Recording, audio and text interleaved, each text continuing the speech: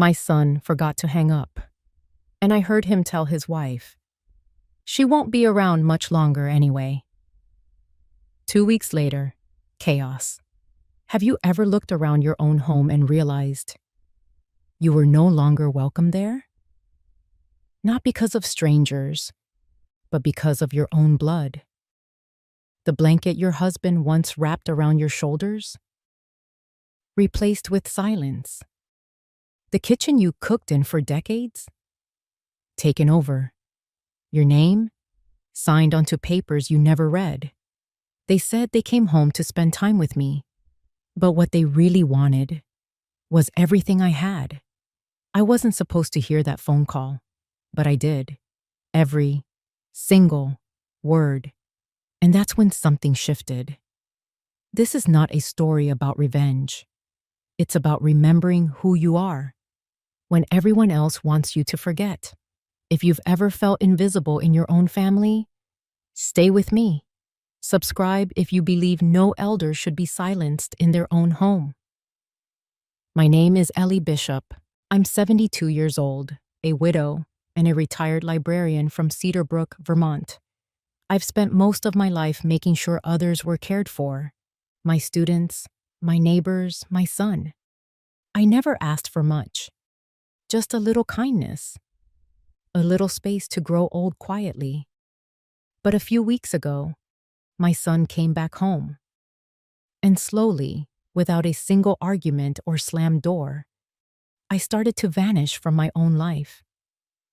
This isn't some dramatic courtroom story. No one yelled. No one hit. It was all soft voices, gentle smiles, while my world was being rewritten without me. And maybe that's why it took me so long to see what was really happening. But once I did, I made a list, and I took back everything they thought I'd lost. What follows isn't just my story. It's a reminder, especially to those of you who've spent your whole life giving, that you are allowed to fight quietly and win. Let me tell you what happened, starting with a knock at the door. The sound that promised a reunion, but in truth, heralded an invasion. They said they missed me, but what they really missed was what I had. The air in Cedar Brook had that kind of sharp edge that nipped right through your coat, even if the sun hadn't officially disappeared yet. I wrapped my scarf tighter around my neck and pressed the door of maple and mug open with the side of my hip, just like always. Same cinnamon toast, same black coffee, same cracked table by the window where Warren used to sit, pretending to read the paper but really just watching the people. I still ordered his coffee, sometimes, not to drink it, just to keep the cup warm a little longer. Marcia was already at the counter when I got in. She gave me that look, the kind old friends give when they know something's coming but don't want to be the one to say it. "Holiday visitors?" she asked, sliding over a packet of sugar without looking. "Apparently," I replied. I didn't smile.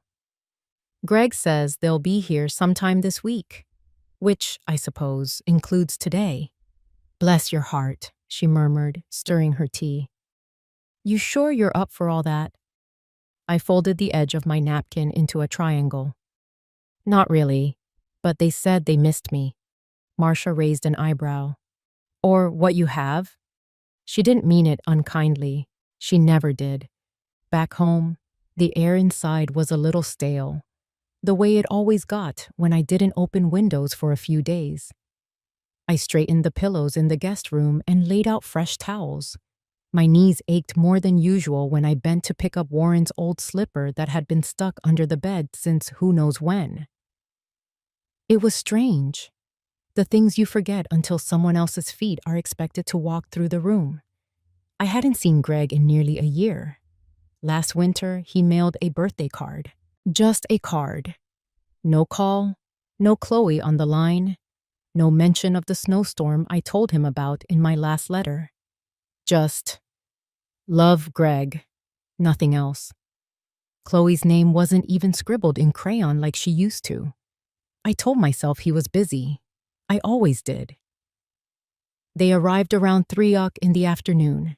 the sound of tires crunching through frost-blistered gravel jolting me from the kitchen where I was defrosting chicken. Shayla stepped out first, always polished, like she was dressed for a business luncheon instead of an overnight visit. She didn't carry any bags. That was Greg's job.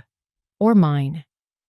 Chloe lagged behind, her coat half-zipped, earbuds dangling. She didn't say anything, just hugged me with one arm and held on for maybe a second too long.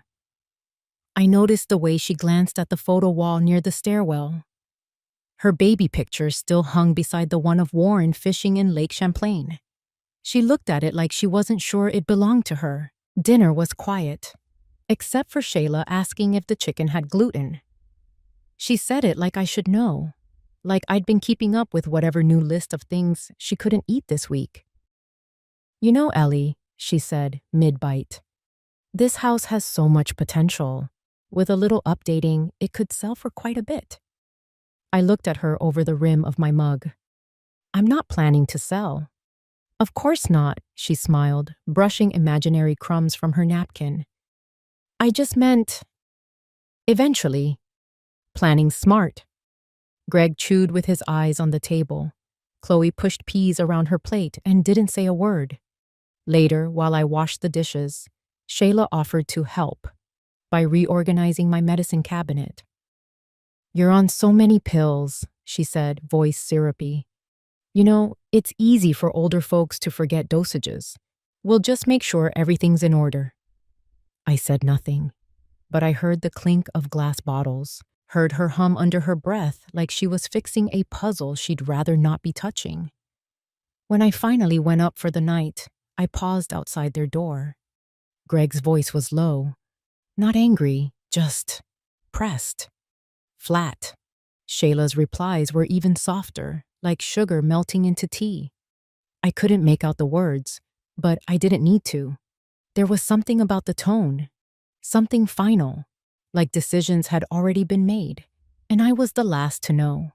I changed into my flannel nightgown and sat at the edge of the bed, the velvet box holding my wedding ring open beside me. Warren's chair in the living room hadn't been touched in months, but tonight it felt like someone had taken his place without asking. I woke up before dawn, same as always. Old habits don't ask permission. I sat on the edge of the bed for a while, staring at the hallway where the guest room light had been left on, just barely. It felt deliberate, not careless, not accidental. Like someone wanted me to know they hadn't gone to sleep easily either. Downstairs, I turned on the percolator and stood by the stove while it hissed and gurgled.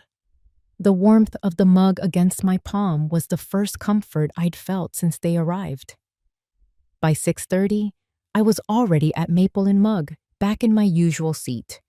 The waitress, Leanne, didn't even ask what I wanted. She just brought it.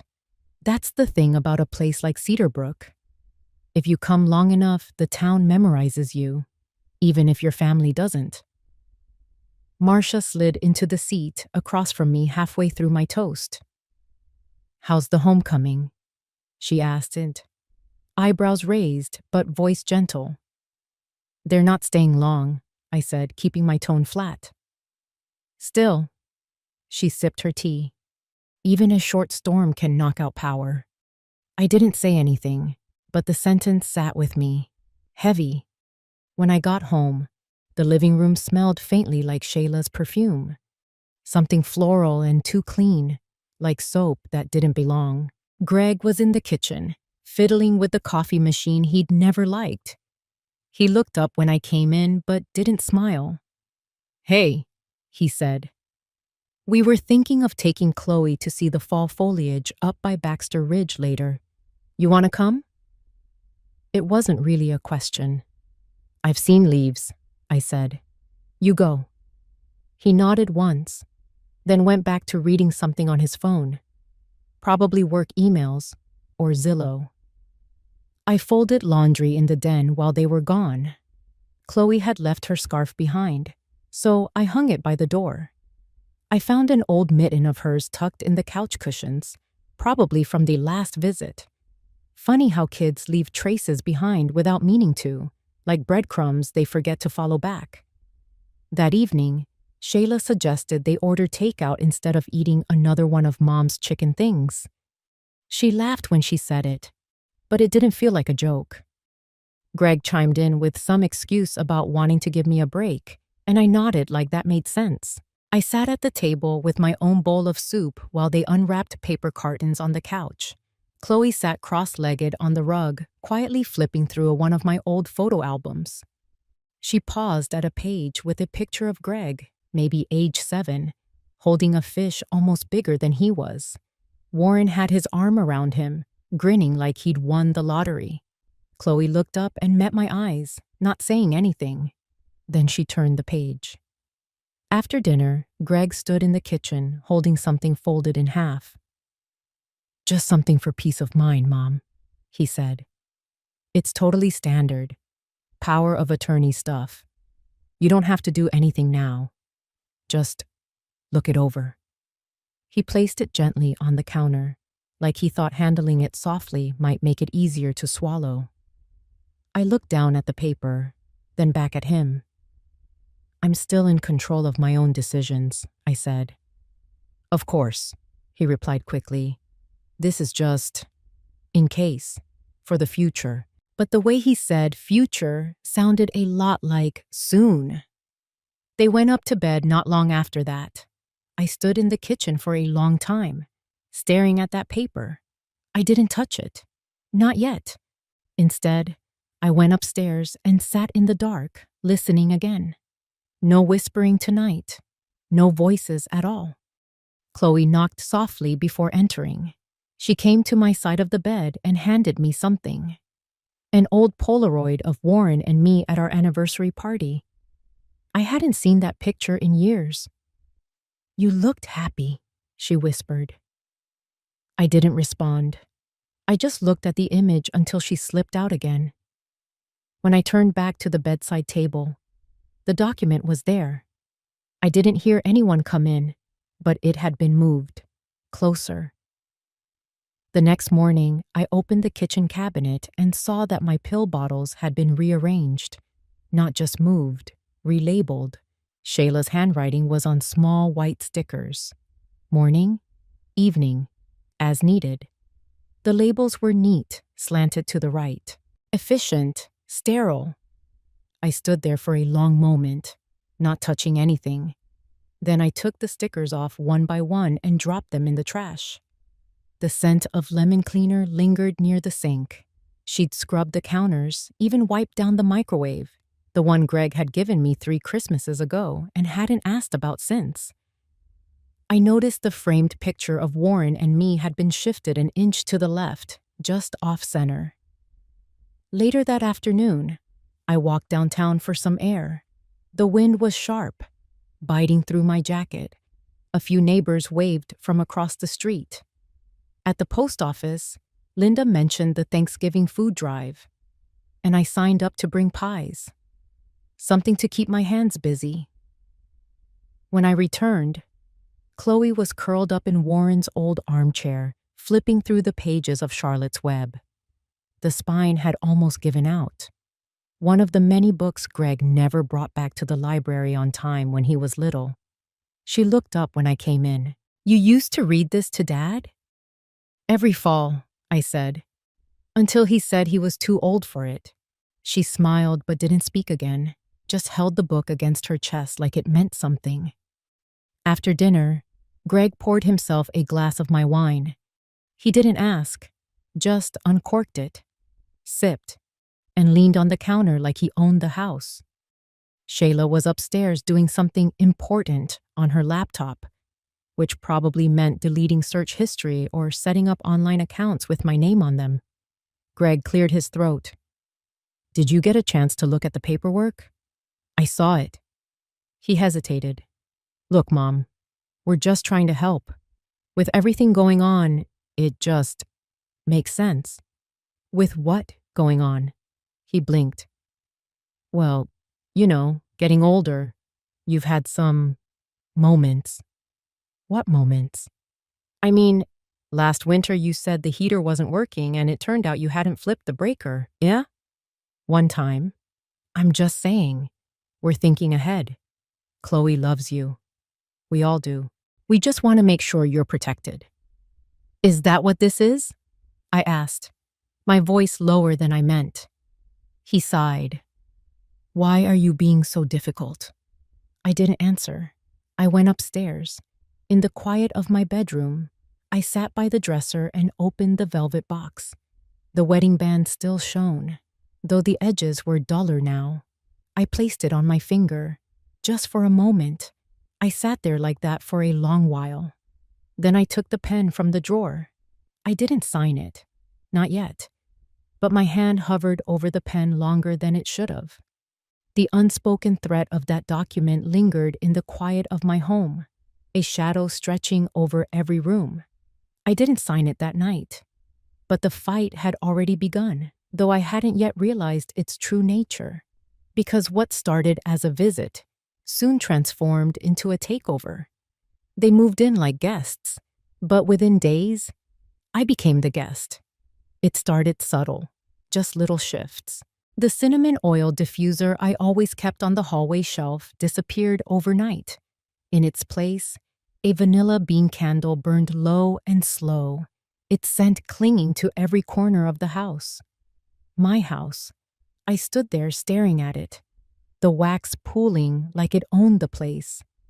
Grocery deliveries began landing on the front porch in tall brown bags, lined up like soldiers. Brands I didn't recognize. Frozen quinoa bowls, almond milk, soy yogurt in glass jars.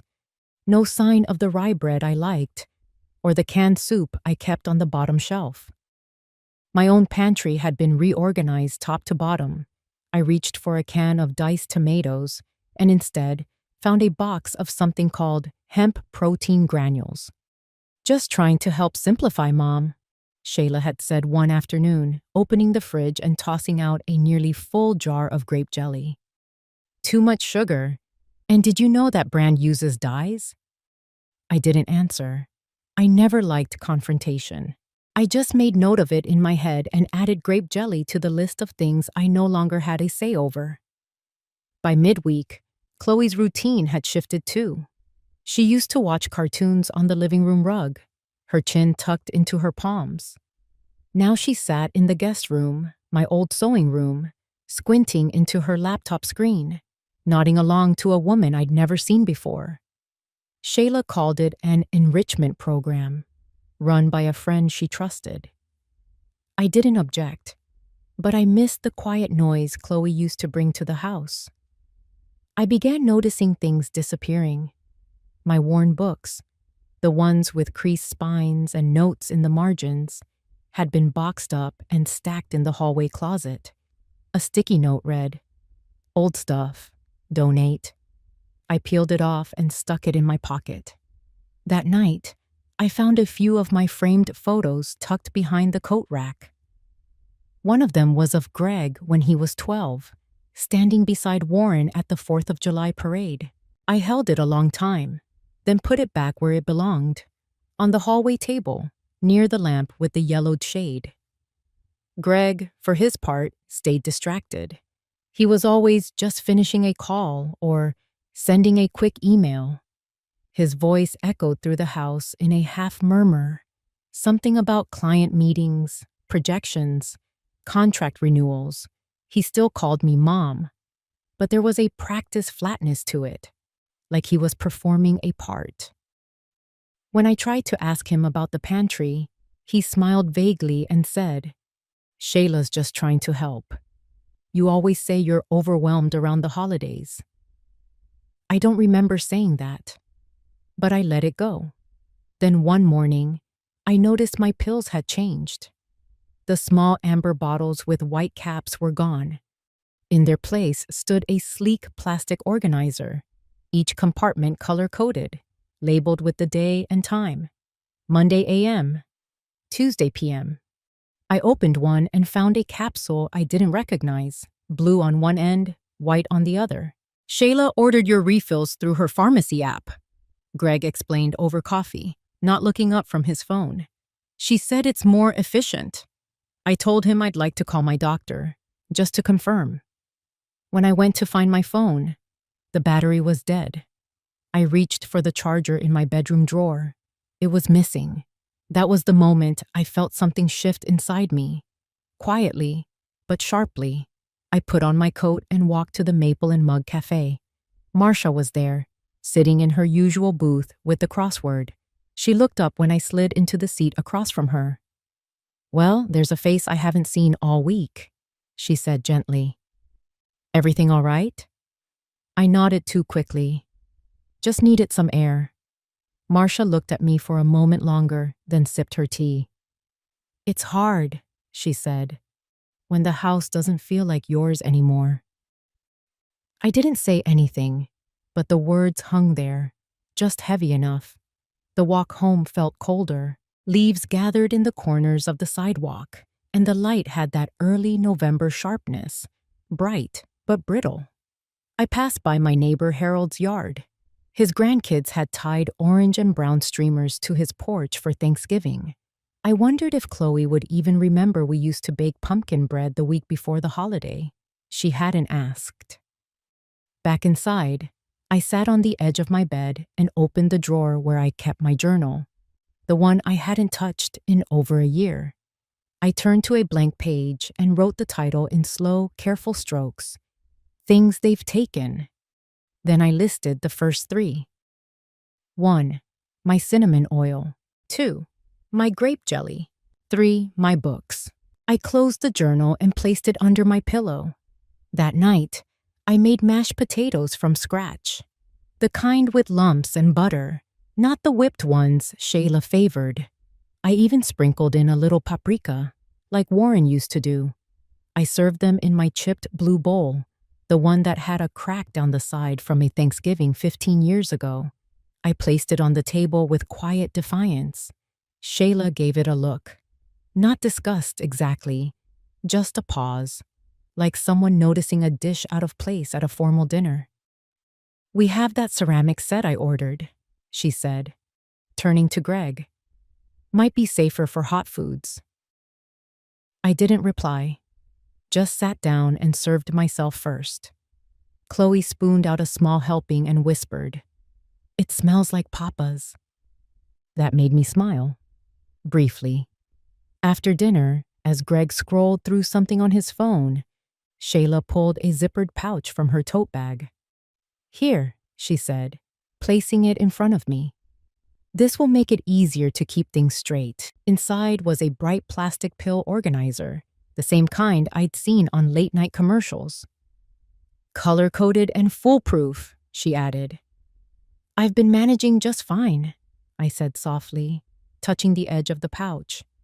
My voice sounded distant to my own ears, like it belonged to someone else. Shayla's tone didn't shift. "I'm sure you have. But this way, there's less room for error." I wanted to ask her what error she thought I was making. Instead, I looked at Greg. He was still on his phone, nodding at something I couldn't see. Later that night, I emptied the contents of my nightstand drawer. The pill bottles were gone. Every one. I checked the bathroom cabinet, the linen closet. Nothing. Only the organizer remained. I stared at it under the dim hallway light. Each compartment clicked when I pressed the lid down. Tuesday p.m., Wednesday a.m. They were all filled, but the labels on the pills inside were missing. I picked one up, held it close to the lamp. No pharmacy logo. No name. I opened the compartment marked Monday a.m. and took out a capsule I didn't recognize. The color was off. A pale, cloudy green. I had never taken anything like it before. I didn't swallow it. Instead, I placed it in a tissue and tucked it into the drawer beneath my winter socks. Then I added another entry in my journal. 4. My pills.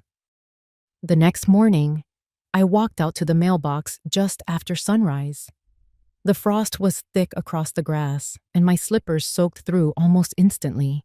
I flipped through the envelopes, bills, a magazine, and one thick catalog addressed to Shayla. I paused. My name wasn't on anything. Inside, the kitchen smelled like protein powder and cut ginger. Shayla stood at the counter mixing a drink in a tall blender. "You're up early," she said, still facing away. "Greg had a late call. I made you a shake. Low sugar, high fiber." "I'll make oatmeal," I replied. She turned just enough to flash that patient smile. "Of course, if you'd rather." I stood there watching her pour the shake into 3 glasses, not 4. Greg came down a few minutes later in one of Warren's old sweaters. I recognized it instantly, the faded gray one with the tiny snag on the left sleeve. Warren used to wear it while raking leaves. I had kept it in the back closet. I opened my mouth, closed it again. He didn't notice. Just grabbed the glass Shayla handed him and started scrolling his phone again. I left the kitchen and walked upstairs, each step creaking louder than it should have. In my room, Chloe sat cross-legged on the floor, flipping through one of my old photo albums. "Who's this?" she asked, pointing to a photo. "That's your grandfather," I said, sitting beside her. "We took that in '79, the year the town parade got rained out. He looks like Daddy." "He does," I smiled. "He had the same nose." She turned the page slowly. "I like this room better." "Better than what?" "Downstairs. It smells nicer up here." And I didn't say anything. I just ran my fingers through her hair and tried not to cry. When she left, I pulled the velvet box from my top drawer. Inside was my wedding ring. I slipped it onto my finger for the first time in months, just to remember how it felt. Heavy, solid, mine. Then I heard Greg's voice from downstairs. I stood at the top of the stairs, just out of view. Greg's voice floated up in a low murmur. The kind of voice people use when they think they're being private, but not too private to care if someone happens to overhear. "I don't know, Shayla. She's fine, just slower than before." Pause. "No, I haven't brought it up again." She didn't sign, just hovered there, like she was going to. Another pause, longer this time. I could picture him pinching the bridge of his nose like Warren used to when the checkbook didn't balance. I know. I'm trying." The stairs creaked under my foot. Just once. Silence. I waited, holding my breath. Then the blender roared back to life in the kitchen like nothing had happened. Back in my room, I pulled out the journal again. 5. Warren's sweater. 6. My mail. 7. My pace. I tapped the pen twice against the page before writing the 8th entry in a shaky hand. 8. My trust. That afternoon, Shayla asked if I wanted help folding the laundry. I told her I was fine. She followed me into the laundry room anyway. I watched as she pulled my cotton nightgowns from the dryer, examining the faded edges like they were relics from another planet. "You know," she said, "Greg and I were talking about simplifying things for you. Less clutter, easier mornings." "Clutter?" I repeated. She smiled tightly. "Just modernizing." I didn't reply. I folded my nightgowns and set them in the linen basket one by one, slow and careful, like folding pages of my own story. After dinner that night, they left the dishes in the sink again.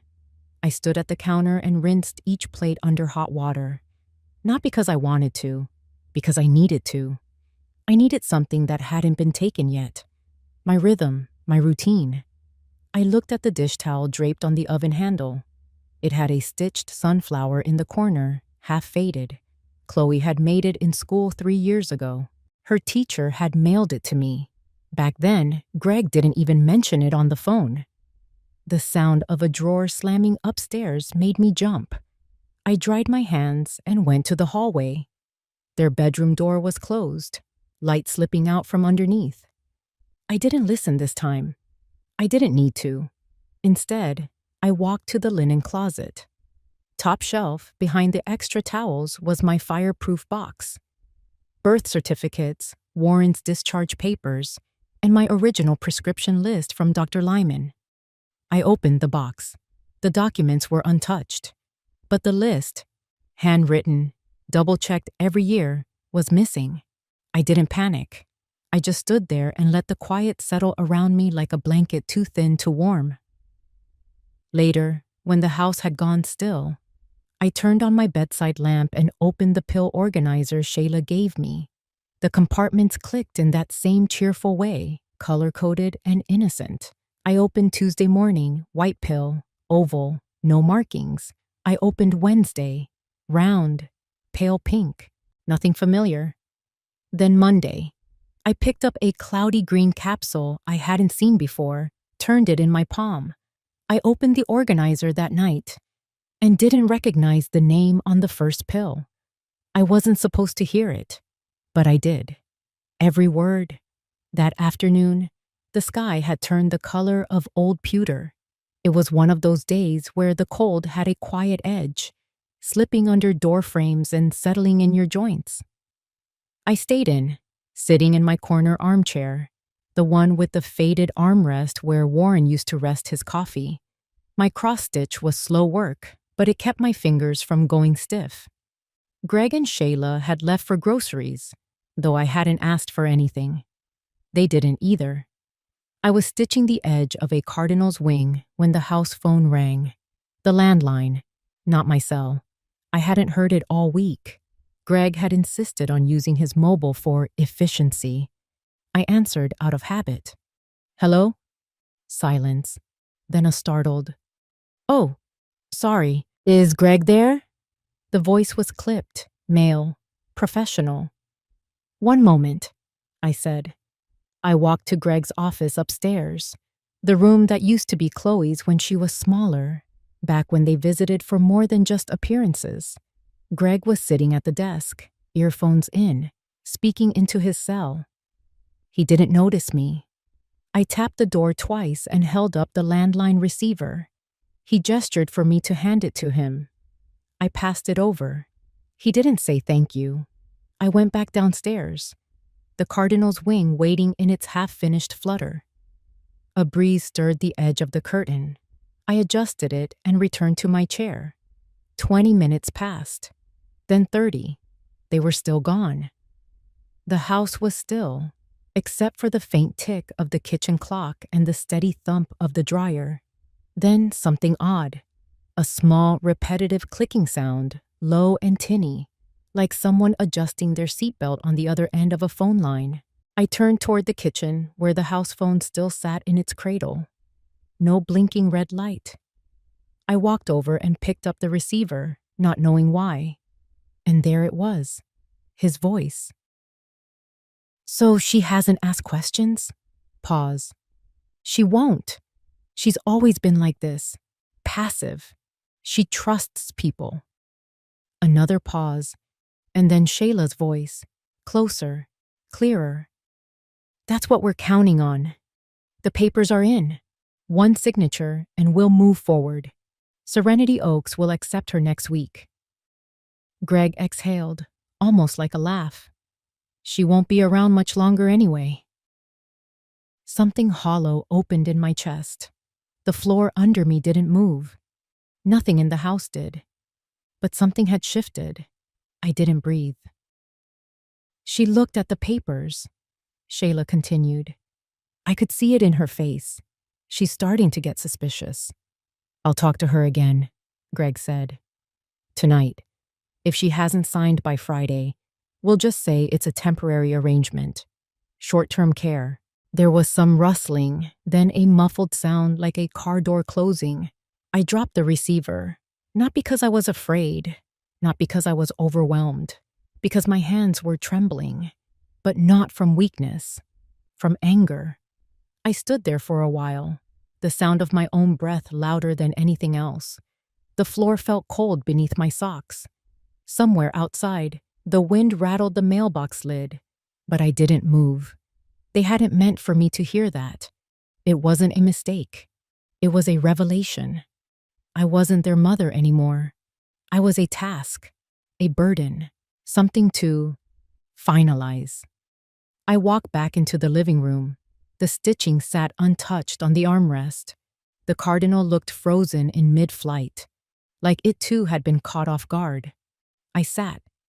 My hands still buzzed. I tried to still them by folding them in my lap, but it wasn't working. I went upstairs, not to cry, not to lie down and rest my nerves like some fragile woman in an old movie. I opened my dresser drawer and pulled out the small velvet box. Warren's ring still sat beside mine. I hadn't worn it since he passed. I held it between my fingers and closed my eyes. If he were here, I imagined he'd raise one brow, the way he used to when someone insulted me behind a compliment. "They think I'm blind," I whispered. But Warren didn't answer.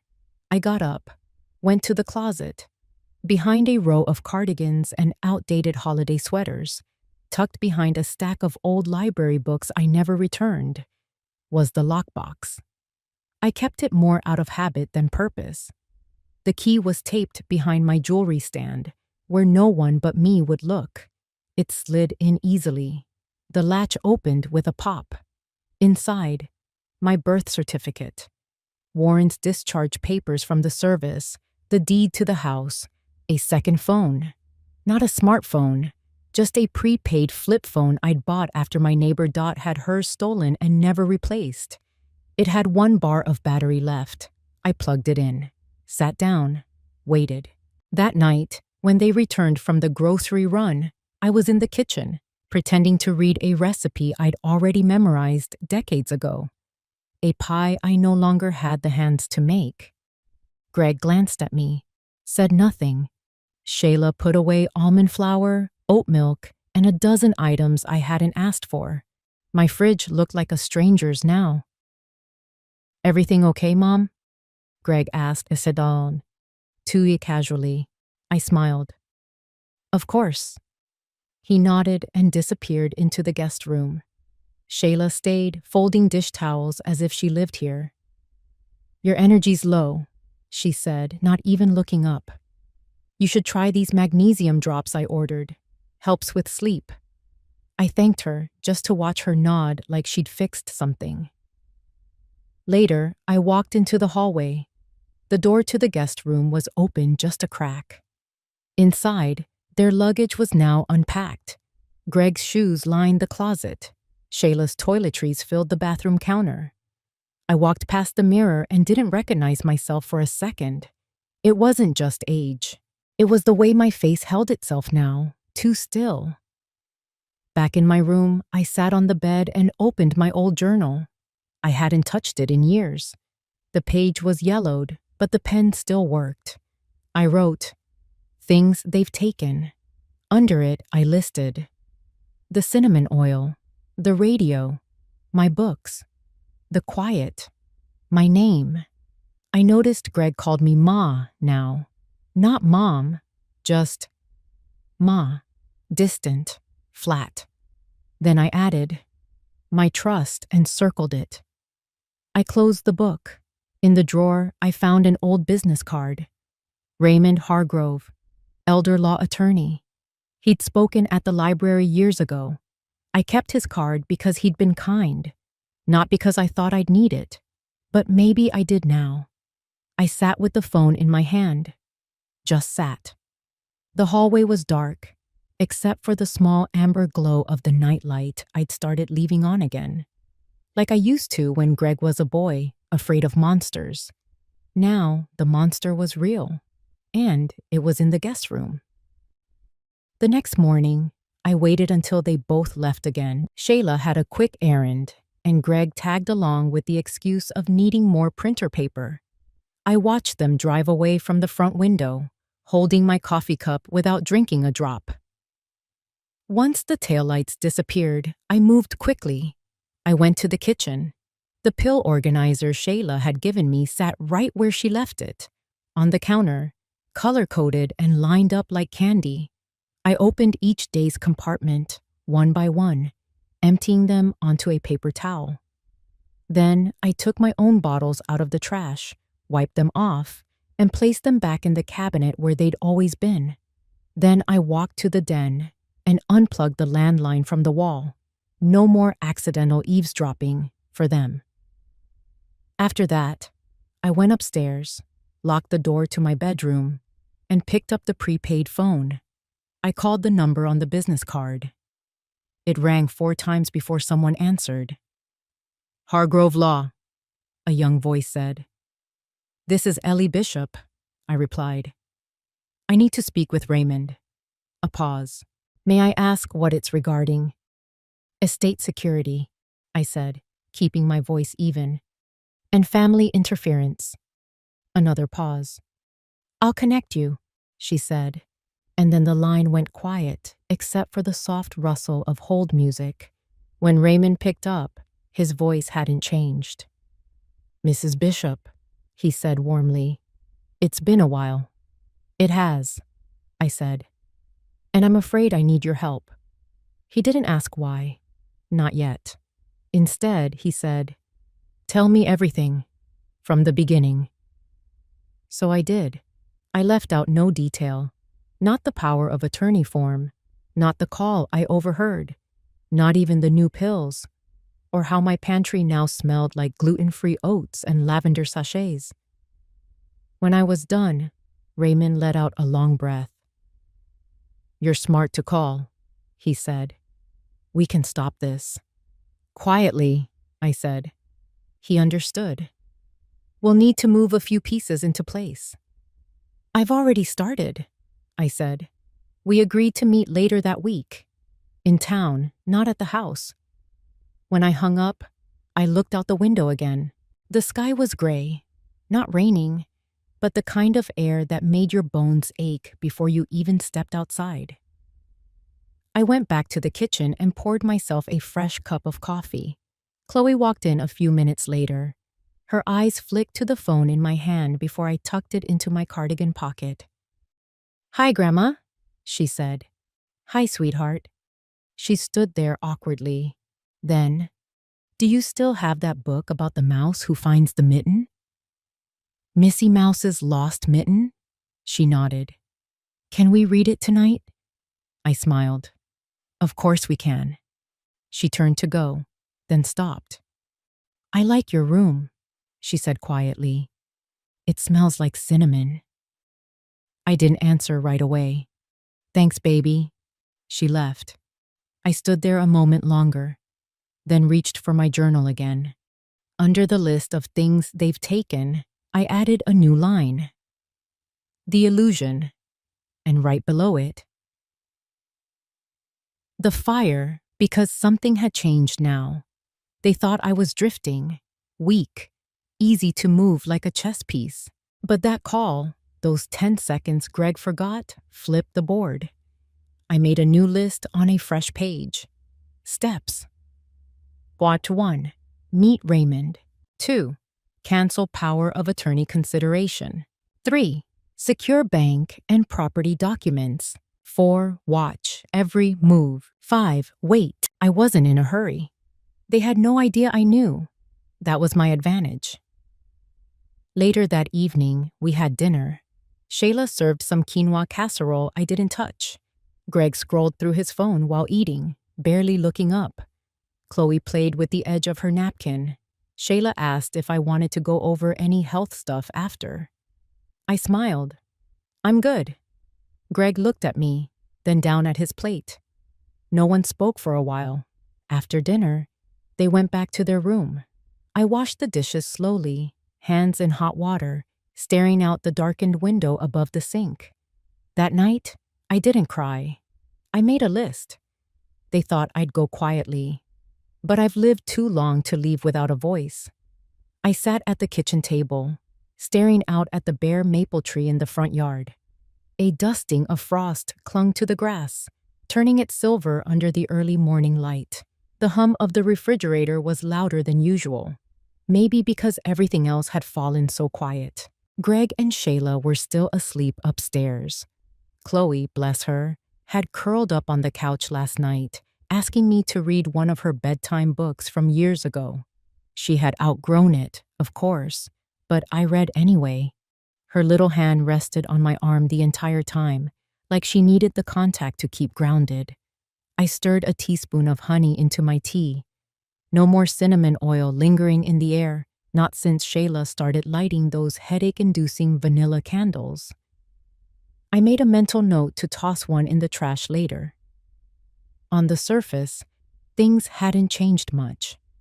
Shayla still micromanaged my meals, Greg still retreated behind his phone calls, and Chloe drifted between our worlds like a bird unsure where to land. But something inside me had shifted. The phone call, the words I wasn't supposed to hear, the truth I could never unhear. It had done more than break my heart. It lit something. They were planning to remove me. Quietly, legally, efficiently, but they didn't know I had been through worse. I had outlived my husband, cancer, and the slow ache of loneliness. This I could handle. And I would. Quietly, legally, efficiently. I pulled out the list I had started the night of the call. It wasn't long, yet, but every line was precise. Who I needed to talk to, what documents to find, what to watch for. I wasn't playing checkers anymore. This was chess. Later that morning, I bundled myself in Warren's old navy blue peacoat, still smelled faintly of his cologne, and took the slow walk to Raymond's place. The frost crunched under my boots. I liked that sound. Clean, honest. Raymond lived 3 blocks down, in a brick house with crooked shutters and a rusted mailbox that never closed right. He was already on the porch, rocking gently with a plaid blanket across his knees and a mug of coffee in hand. "Well, I'll be," he said with a small smile. "Ellie Bishop on my front steps. It's not even a Sunday." I managed a smile back. "Felt like walking. Frost woke up the town, didn't it?" He nodded, motioning to the chair next to him. "Sit. Warm yourself a bit." I did, tucking the coat tighter around my chest. "Still drink it black?" "Only way it makes sense," he said, and handed me the extra mug. "You didn't come just to say hello." "No," I admitted. "I wanted to ask you something. It's private." Raymond's expression didn't change, but the warmth in his eyes sharpened. "Go on." "Back when Warren passed," I said, keeping my voice low. "He mentioned something about a safe deposit box. Said if anything ever felt wrong, I could go to you." Raymond was silent for a beat. Then he leaned forward and tapped the armrest. "I still have it. Bank never closed the box after his death. Was under both your names." My breath caught. "You still have the key?" "I do. And if it's time, I'll take you there myself, tomorrow." I nodded slowly. "Thank you, Raymond." He didn't press further. That was his gift, not assuming the worst, not pretending he knew more than he did. Just being steady, the kind of man who understood trust without needing it spelled out. On the way home, I passed by Maple and Mug Cafe and slipped inside. The warmth, the cinnamon toast, the scent of fresh grounds, it felt like breathing again. Marcia raised an eyebrow when she saw me. "Well, if it isn't the invisible woman." "Been around," I said, trying to smile. "Got something for you." I handed her a small manila envelope. "Don't open it, just keep it, in case I forget something important." Marcia didn't question it. She only nodded once and tucked it beneath the cash drawer. When I got back, the house felt different. Not colder, not warmer, just still. Shayla was on the couch, tapping at her tablet, legs tucked under her like a cat that didn't want to be disturbed. "Out for your little walk?" she said, without looking up. "Just getting some air," I replied, hanging Warren's coat on the rack. I watched her fingers swipe, pause, swipe again. Her passcode, 4 digits, easy to see if you were quiet. I pretended to fuss with the flowers by the sideboard while committing it to memory. That night, I climbed up to the attic. It was colder than I remembered, but the smell was the same. Dust, cedar, the past. I found the trunk under a faded quilt. My hands trembled only once as I undid the latch. Inside were the things Greg didn't know existed, because I had learned long ago to keep them where he'd never think to look. The house creaked as the wind hit the windows. I reached in and found the paperwork Warren had insisted on keeping. The deed, the letters, the little notes with his blocky handwriting, some legal, some personal, some both.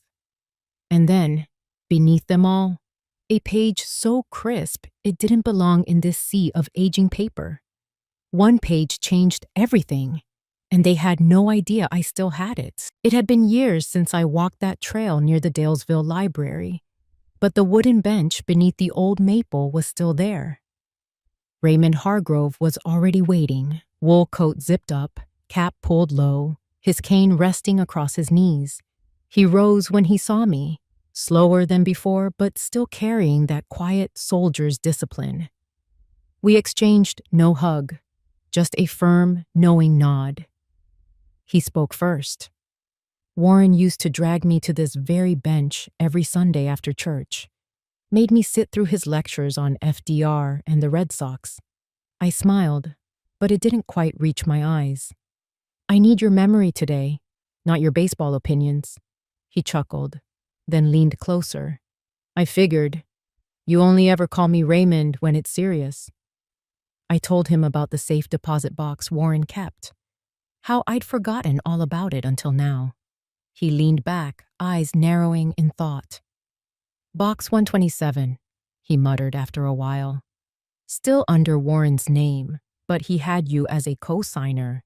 Only reason I remember is because I notarized one of the forms myself." "Could you help me check if it still exists?" Raymond nodded without hesitation. "I can take you tomorrow. No questions asked." As I rose to leave, he reached into his coat pocket and handed me a small envelope. "You should read this. Warren wrote it a few months before he passed. He gave it to me to hold until she needs it," he said. The letter sat heavy in my coat pocket the entire walk home. Back at the house, Chloe was curled on the couch, thumbing through a worn leather photo album. She looked up when I entered, her voice small. "Grandma, were you really a librarian?" "For 42 years, I said, sitting beside her. "Your grandfather used to say I could find the truth faster than most people could find their shoes." She flipped a page, then paused at a picture of me reading to Greg as a toddler, his mop of curls buried against my shoulder. "Was Daddy always mad?" I froze. There it was, plain, innocent, and far too heavy for a 10-year-old to carry. "No," I said after a long pause. "He used to love stories." Chloe nodded like that explained everything. Maybe in her world it did. That night, after they all went to bed, I retrieved my old spare phone from the back of the linen closet, still wrapped in a flannel case. It buzzed to life like an old dog remembering its name. I called Marcia. "You okay?" she asked, voice rough with sleep. "I need you to hold something for me," I whispered. "A sealed envelope. Don't open it. Just in case."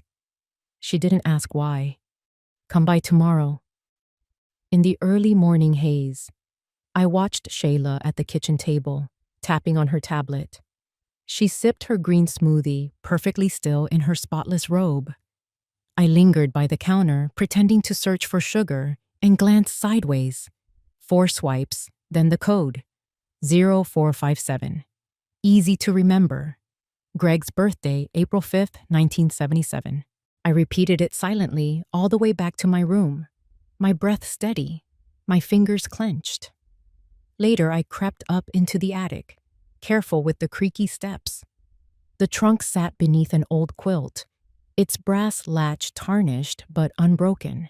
Inside were the relics of a life half forgotten: wedding photos, his military medals, a hospital bill from 1973, And beneath it all, a folder marked Property Cedarbrook. I opened it, breath catching as I scanned the notarized deed. It was still there, a clause highlighted in Warren's scratchy hand. Life estate rights, reserved for Eleanor Bishop. Full residential protection until time of voluntary release or natural passing. They couldn't take the house, not legally. I laughed, not out loud, but deep in my chest, like the first roll of distant thunder before a storm. I brought the box down to the dining table and opened it slowly, as if dusting off the final corner of my silence. Inside were Warren's old papers, yellowed mortgage forms, letters in his handwriting, and one manila folder with a brittle rubber band around it. The deed. I remembered that day at the notary's office. Warren had insisted on keeping my name on everything, just in case. I had argued back then. It felt too old-fashioned. Now, I could have kissed the man. Inside the folder was the page that changed everything. A clause that said the property could never be sold, transferred, or otherwise reassigned without my express written consent as long as I remained living in it. Greg didn't know. Shayla wouldn't expect this. And best of all, it was notarized and witnessed, one of them by Raymond himself, back in 1998. I folded the page neatly and placed it in a new envelope. Then I made 2 copies, one for Raymond to hold and another for Marcia. Quiet insurance. The original went back into the box, and the box returned to the trunk. I stood in the attic, hand on the dusty wood, letting the quiet settle around me. Below me, I could hear Shayla clicking away on her tablet, Greg's muffled voice talking about paperwork again, and Chloe's footsteps. She was humming something low, aimless. One page changed everything, and they had no idea I still had it. A quiet strength settled in my bones. They had seen only the librarian, the widow, the elderly woman. They had never imagined the wolf beneath the lamb's fleece, and that, I realized, was their greatest mistake. The Thanksgiving dinner was approaching, and I intended to serve them a dish they would never forget. The turkey was dry, the smiles were forced, and every knife on the table had 2 edges. It snowed just enough to quiet the roads and frost the mailbox. I'd always liked Thanksgiving mornings. The slow wake-up of the world, the hum of kitchens on our street, the scent of butter and sage drifting through curtains. But this morning, all I smelled was tension wrapped in vanilla and control. Shayla had taken over the kitchen by 7 a.m., dressed in one of those aprons that say, "Thankful, grateful, blessed," in gold cursive. She barked directions like she was catering a corporate brunch, not preparing a family dinner. Greg stayed out of her way, fumbling with the fireplace logs. Chloe hovered between rooms like a little ghost, careful not to get underfoot. I had woken early, same as always. In the quiet hour before the coffee machine gurgled, I pulled out my own stuffing recipe. Not the one from the binder Shayla kept flipping through on her iPad, mine. The one with toasted sourdough, celery, apple, sage, and that secret dash of poultry seasoning I never told anyone about. I made it in silence, covered the dish with foil, and slid it into the second oven. The old one in the basement I knew Shayla wouldn't touch. Just enough for me and Chloe. Just enough for memory. By 11 a.m., the table was set with Shayla's new gold-accented placemats. Every plate matched, every napkin folded like a magazine spread. Candles flickered politely along the runner. I'd always loved the old mismatched linens Warren and I used. These looked like they belonged to someone else's holiday. The television played soft jazz. Greg poured wine, though he barely sipped his glass. Chloe set out the silverware with quiet precision. She placed my fork with a tiny nod. Her hands looked so careful, too careful for a child. "You sit and relax, Mom," Greg said, gesturing toward the couch. "We've got everything handled." I smiled and obeyed. I'd been obeying a lot lately. But as I sat, my phone buzzed in my sweater pocket. A message from Marcia. "Happy Thanksgiving. Thinking of you." I replied. "You too. Thank you for everything." I wanted to say more, but my fingers couldn't decide if this was the beginning of something brave or the end of something familiar. Dinner was served at 2 sharp. Shayla insisted on it. She placed the bird at the center of the table like a conquest. Greg carved it, struggling slightly, glancing at her for direction. No one commented on the dryness. Chloe scooped mashed potatoes for me without being asked. I touched her hand lightly. She looked up, eyes searching, as if waiting for a cue I wasn't sure I could give. "I made the stuffing," Shayla announced. "It's quinoa and fig, heart-healthy, low sodium." Greg added, "We're really trying to take care of Mom this year." "Oh," I said softly. "Well, I made some too, the old kind, just in case anyone still remembers it." I stood and went to the kitchen, returned with the steaming dish from downstairs, and placed it beside hers. No one spoke. Chloe beamed. When we sat again, she leaned toward me and whispered, "I like your food better." Greg lifted his wine glass. "To Mom," he said awkwardly. "For all she's done." "Really?" Shayla followed, clinking glasses. "And for trusting us with her future." The words stuck like bones in my throat. I smiled anyway. At that moment, Raymond knocked on the door. "I saw your light on," he said with an innocent grin. "Smelled real food. Figured there'd be a seat." I'd already left one empty. He sat across from me. Greg tensed. Shayla blinked. We ate in a strained rhythm, the sound of forks and soft jazz colliding. Beneath the table, I passed Raymond a folded envelope and my phone. His hand was steady as he slid both into his coat pocket. "Just photos," I said lightly. "He's helping me digitize old albums." Greg nodded, unsure. Shayla poured more wine. Then, casually, she turned to Chloe. "Your new bed frame will be here next week." The listing went faster than I thought. "My bed?" Chloe asked. "Your grandma's," Shayla corrected. "We're upgrading. New start." Greg's knife clinked against his plate. "We should have talked about that first, Shay." She waved a hand. "It's just furniture. Sentimental value, sure. But it's not like she stopped herself, glanced at me. "We're thinking of what's next. It's proactive." I didn't flinch. I didn't speak. I let the stuffing speak for me. Raymond dabbed the corner of his mouth with a napkin. "You know," he said gently, "just so we're clear, legally speaking, Ellie still owns this house." Silence. Utter, clean, suffocating silence. Shayla's fork froze midair. Greg's face went blank. And I just took another bite of my stuffing. They came to take everything. They left with nothing. The snow blanketed the town like a hush that had finally landed. After weeks of cracks and collisions, it was strange how silence could feel soft again. I stood by the window that morning, watching the world slow under white. Somewhere inside, the kettle hummed to a boil, but I didn't rush to it.